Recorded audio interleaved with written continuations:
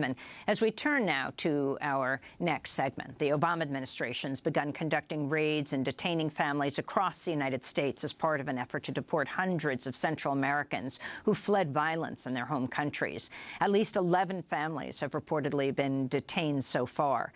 At one home in Georgia, a Honduran woman and her 9-year-old son were taken into custody after an early morning raid. The woman, Lizet Mejia, reportedly fled Honduras after her brother was murdered by gangs. Her aunt, Johanna Gutierrez, told the Los Angeles Times Mejia was already under surveillance by the court, wore an ankle monitor, and attended all of her court dates. Gutierrez said her children were shaking with fear after agents woke them and searched the house at 5 in the morning. Meanwhile, in Chicago, a prosecutor has asked the FBI to investigate the fatal shooting of an African-American college student and a grandmother last weekend. The student, Quintonio Legrier, was fatally shot after his father called 911 to report his son was acting strangely and carrying a metal bat.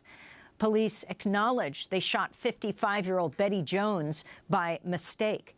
Meanwhile, Chicago Mayor Rahm Emanuel's administration has released thousands of pages of emails revealing its year-long effort to contain the fallout from the shooting of 17-year-old Laquan McDonald last October.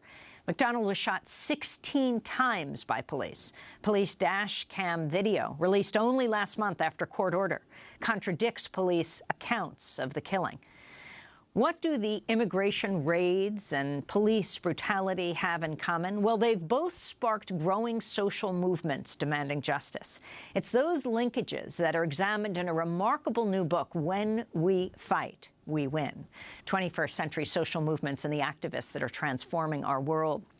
The book looks at movements ranging from immigration to Black Lives Matter to the Fight for 15 to LGBTQ rights. We're joined by the author, education activist Greg Jobin Leeds, and two of the people featured in the book, G2 Brown and Isabel Sousa-Rodriguez. We're also joined by the book's art director, De Hernandez. One of the things that makes this book so unusual is the stunning artwork throughout. But I want to start on those immigration raids. Isabel, if you can talk about the significance of this new year, 2016 dawns, and what do we learn? That well over 100 people are being swept up in these immigration raids under the Obama administration. What do you know about them? Yeah, it's very disappointing. It's heartbreaking that we have been betrayed so severely by the Obama administration. It was part of the inspiration of the Trail of Dreams.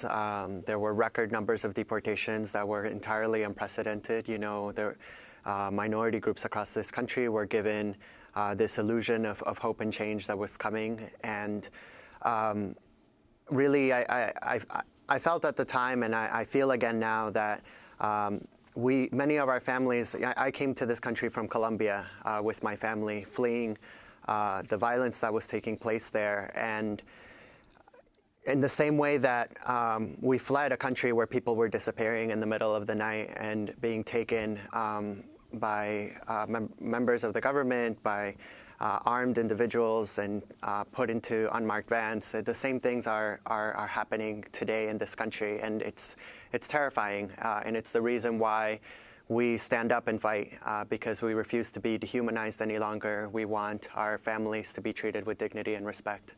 Talk about your family's own immigration story and how you took activism into your own hands, not alone, but the march you went on from Florida.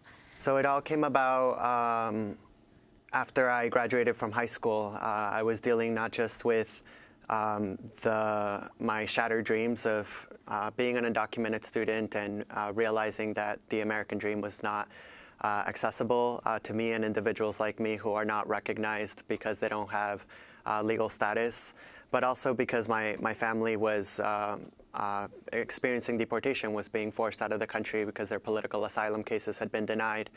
And I was seeing how enforcement kept increasing, detention centers were expanding their capacity, profit was being made off of our lives.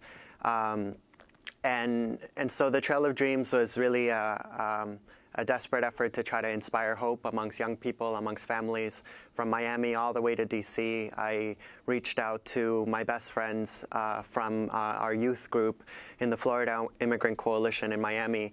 And together we just believed that that people out there wanted to join in the cause and wanted to stand up and say no more. And you know, our journey to D.C. got over 60,000 people around the country involved, engaged through social media. Talk about some of the places you went to and what you confronted in the South. We walked all through Florida, Georgia. In Georgia, the Ku Klux Klan had a demonstration where they wanted prayer in schools and an end to the Latino invasion.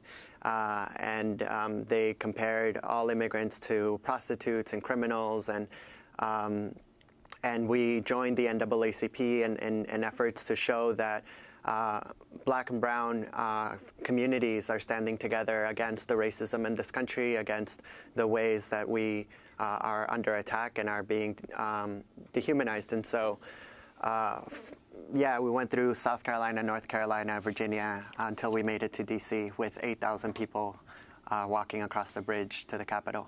You met President Obama?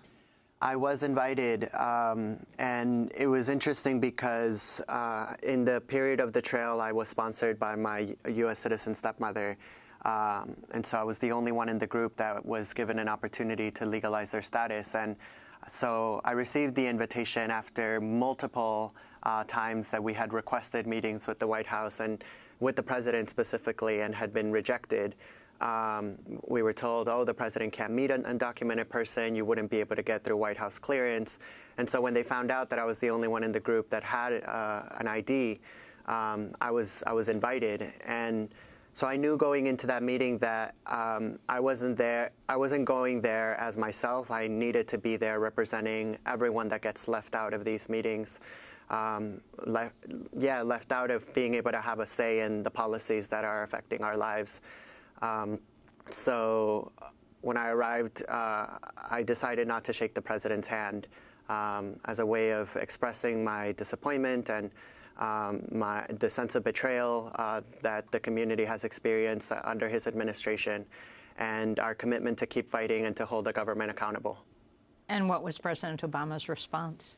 It was interesting because they never expected that coming. I think I was told by Valerie Jarrett that he was very excited to meet us. They figured this is a meeting with a group of advocates. It's going to be nice, friendly, and the moment that I did that, it completely changed the tone of the meeting, and it made it a serious meeting about accountability, about the need for administrative relief, a need to end deportations, and it got a lot of conversations started that led to the passage of the Deferred Action for Childhood Arrivals. Do you feel the Dreamers did it?